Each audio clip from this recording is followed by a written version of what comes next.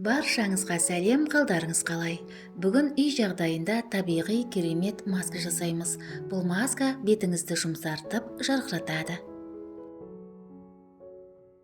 Ол үшін ыдысқа бір ас қасық жүгері крахмалын саламыз. Және бір шай қасық дрожжи қосып, үстіне 200 мг сүт құйып, жақсылап араластырамыз.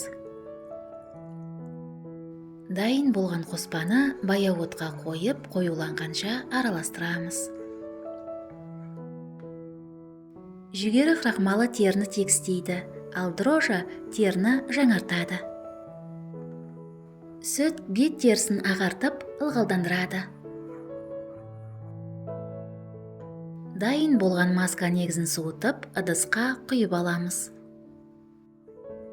Достар, егер мені қолдағыңыз келсе, каналға жазылыңыз, лайк басыңыз, видео рецептпен достарыңызбен бөлісіңіз.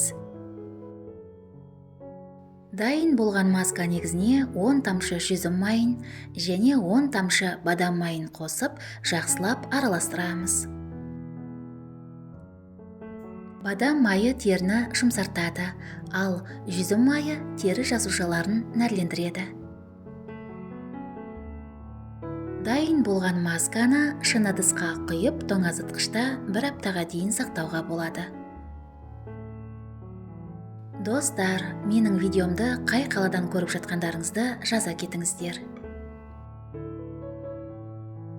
Бұл масканы аптасына 3 рет қолыңызға, бетіңізге, мойныңызға және декольте терісіне жағып 20 минутқа қалдырасыз. Содан кейін қалған масканы жылы сумен жуасыз. Сізге денсаулық, жастық және сұлулық тілеймін. Келесі кездескенше.